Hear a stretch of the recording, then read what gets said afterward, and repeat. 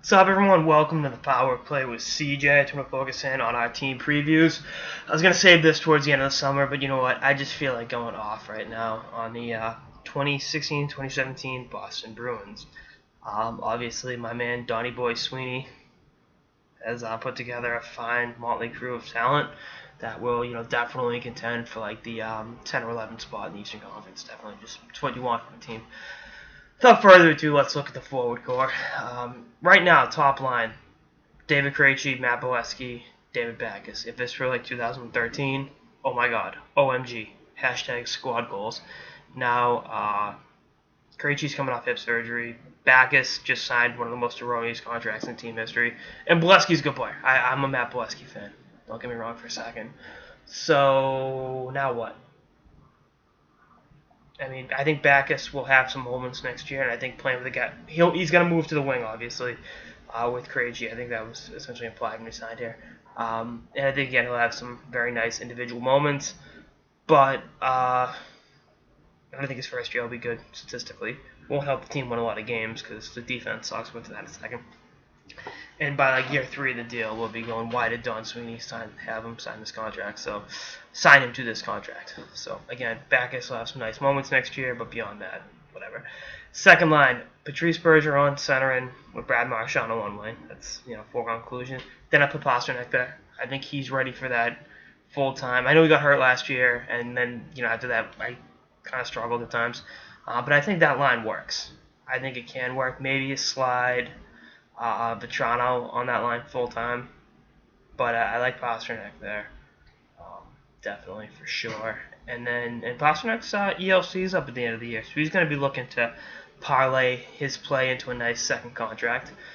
Then the third line, here's what gets interesting: Spooner, Vetrano, if he's not, because I think Vetrano's better suited on this line, and Jimmy Hayes. Jimmy Hayes right now is essentially public enemy number 1 in Boston because there were some rumors that he dissuaded Jimmy Vesey from coming to the Bees. I don't think that's true.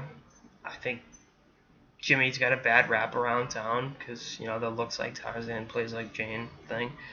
I like Jimmy Hayes as a person. He's a very nice guy. Awesome guy to talk hockey with. The fans and media, and I include myself in both, turned on him big time last year. Myself included. I want to see Jimmy Hayes play well enough to get traded out of town. I think he's a good player. I just think his size, coupled with his lack of physicality, coupled with being a hometown kid, coupled with the big bad Bruins mindset, he'd be better suited in another market. That's me speaking on a personal level. Again, I think he'd be better off playing somewhere else. The hometown thing doesn't work out, and he didn't do himself any favors with his play last year. So we'll see what happens. And then the fourth line, Riley Nash, new acquisition, Tyler Randall, and maybe like Brian Ferlin or someone. See if they bring someone on PTO. But the fourth line actually won't be that bad. The forward core isn't that bad. It's actually very good. I mean, Ryan Spooner's a pretty good third-line center to have. Likewise, Krejci and Bergeron, they don't suck. But the defense does suck. Torrey Krug is coming off-season surgery. I think he'll be ready for the start of the season, but, you never know. Zdeno Chara will be 40 in March, and, all the miles and, big minutes he's played over the years have caught up to him. He's aging quickly. I think he's still a top 35 defenseman in the NHL, but when you look at how bad the rest of the defense is, and how he's not the player he was 3-4 years ago, it's tough for him to be as dominant as I think he can be. I mean, I think there's still tread left on his tires. I think he can still play another couple. He's got 2 years left on his contract. I think he can finish out those years whether they're in Boston or elsewhere, but again, I just think the defense around him sucks, and he has to do too much. If he was on a team and he got to play a reduced role, he'd be a beast, dominate. Because again, even though he's 39, he keeps himself in great shape. His hockey IQ is off the charts, and because of his size and acumen, I think he can get by with not having, the same foot speed and same mobility he used to. But, it's unfortunate that he's tied up with this team for the next 2 years. Because, again, I think if he was traded to a contending team to be a second pair guy, yeah. And again, he's the same age as Tom Brady, so I don't want to write him off because I think TB's got a few years left, and I just kind of equate one with the other.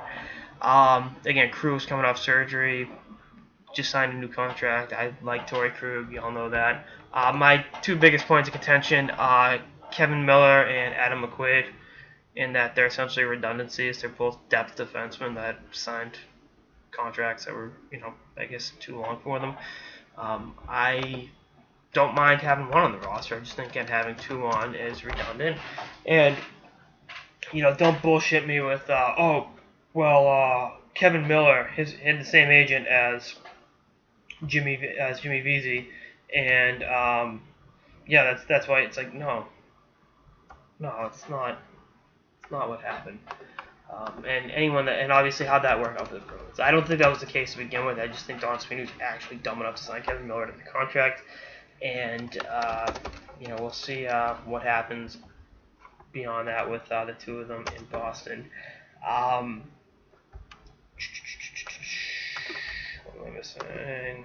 They re-signed John Michael Lyles. Great. This was 2006. I'd be jumping for joy. But now he's a soon-to-be 36-year-old defenseman that's undersized. And he didn't look that bad with him down the stretch last year. Just wasn't good enough to get him in the playoffs.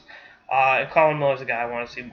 I want to see them, give opportunity to play and get power play minutes, get minutes to move the puck and be put in advantageous offensive situations. So we'll see what happens with him. I'm not holding my breath with Claude, but you never know. Goaltending situation. Tuca, another guy that the fans and the media have kind of turned on. And, when you're making that kind of money and you're not playing up to the level of, a Vezina caliber goalie, it's warranted. I still think Tuca's a top 15 goalie in the NHL. You just, I think he's in the top 10. I know NHL Network's going to put him in the top 10, but, I'd take him over, a good number of goalies. If the Bruins are looking to really blow it up, moving him would be, smart. I don't really know what else you want me to say about that situation. He is what he is. He's won a Vezina trophy. He's, fallen on tough times individually. Sits on the ice. I'm sure off the ice he's doing fine. But we'll see what happens. In terms of the backup goalie situation, they brought in Anton Khudobin, but the job is essentially 2012 first-round pick Malcolm Subban to Toulouse. So we'll see how that plays itself out. I'll talk more about that as we get closer to camp. Because again, I think they signed Khudobin as veteran insurance, veteran security, whatever the fuck you want to call it. But the bottom line is they wanted Subban to go into camp and win that job. I know he's coming off an injury, but time to stand and deliver, kid. Jaime Escalante for you. I think this Bruins team is mediocre at best. I think they should blow it up. I think they should sell. But I'm not holding my breath on the Bruins doing that. This is Donnie Boy Sweeney and Cam Neely's show. So we'll see what other year of mediocrity we have. I just hope it's not fool's gold like last year when they were playing so well and they bought at the deadline and it blew up in their face. I just hope they realize early on that the team sucks. I hope that, and I hope Jimmy Hayes plays well enough to get himself traded out of here.